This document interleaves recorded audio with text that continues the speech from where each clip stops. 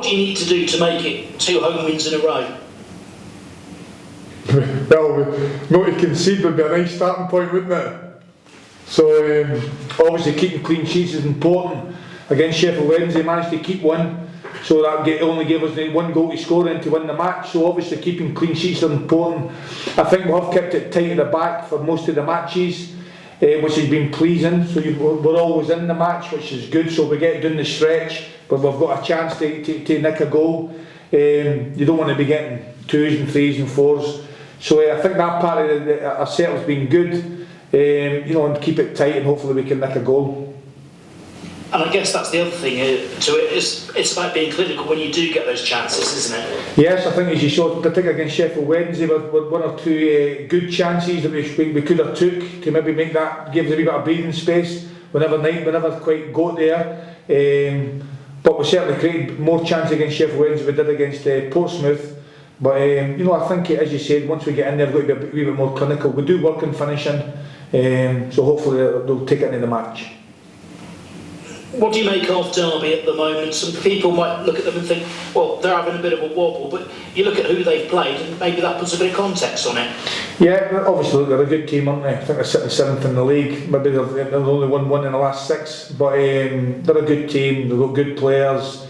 Of course they'll be coming here to win the match, but we'll try and do as best we can. We think we've got a good chance. We believe we can win it. I mean, obviously they're going to be the favourites. But they're a good team, they've got a good striker up there who scores a lot of goals for them, the Goldrick, so it's going to be a tough match for us. Yeah, that experience that he's got, I mean, it's a very young team and a very young defence that you've got. How much have you seen the players grow in the time that you've had them and been able to sort of get them doing what you want them to do? Well, I think you've seen it. I think you saw it in the pitch, I think I see it in the training every day, but of course it's very hard to convince people when you're not getting results. Because at the end of the day you need to get results, don't you? The players have been working extremely hard, there's no question about that. And you can see that on the pitch as well, that we're working really hard and we've got a good setup and we're hard to beat. So that's a good starting point for us. So I think our methods I think you can see it, but of course we've got to turn that into results. Now we managed to do that against Sheffield Wednesday, we managed to keep the clean sheet, we managed to get goals and we looked like a threat in the counter-attack and we created chances. So really that's really our blueprint going forward. So my methods, we feel as if we're coaching them well, but you can't keep on just saying it, because at the end of the day you've got to get results, haven't you? And that's the end of the day, and that brings everybody along you and you get a few results. And of course I think after the Sheffield Wednesday we got a nice bounce off of that because it was a good feeling that we all got for a long time since we won a match, and of course we beat Sheffield Wednesday, so now we can beat Derby, and we can beat Derby because we're proving that we can beat Sheffield Wednesday. Dylan McGeoch didn't train much last week, got through 70 minutes at the weekend. How's he been this week? Yes, he's trained. As you said, he never trained at all last week until Friday for about 15 minutes. I took him off because I knew there was a lot of games coming up, and he's available, so he's available for selection yet, and he's trained.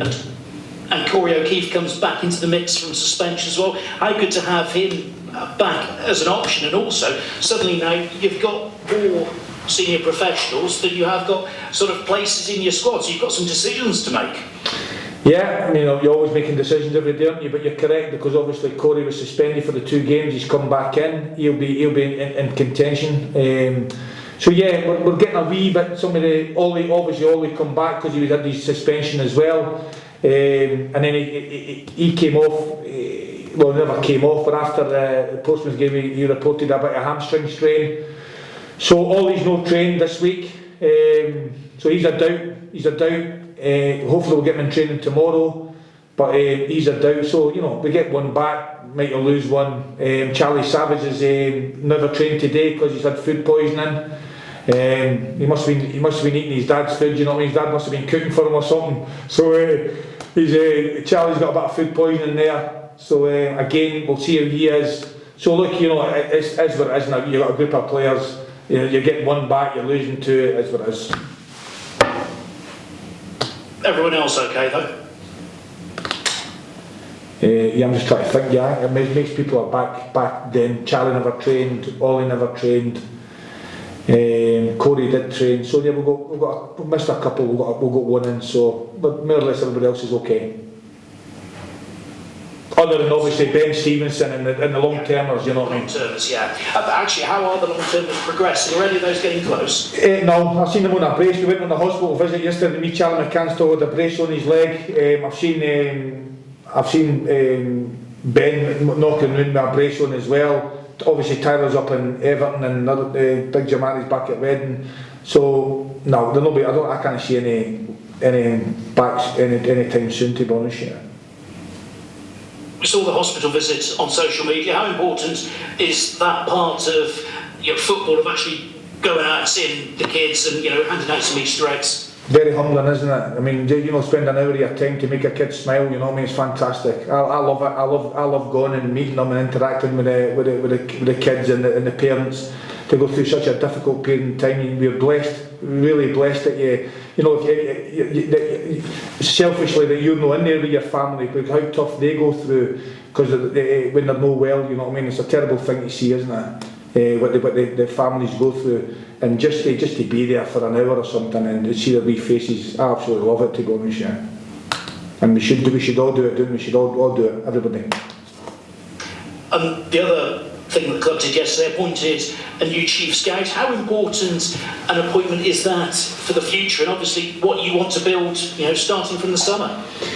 Yeah, I think it's important because obviously when they lost the last guy, we had to move quickly because there wasn't many games left. There's not many games, and if I'm going to spend owners' money, I need somebody to make sure that they're going to games. I need to get to the games as well if I possibly can, and that's what I'll be doing if they're going to spend owners' money. So we make sure that you've got to get to matches and get reports in. So obviously Terry's got a lot of experience, somebody I know. My assistant knows him really well. He's worked with my assistant more than he's worked with me, but he's got a good eye for a player, and we're really confident that Terry will bring a lot to the club.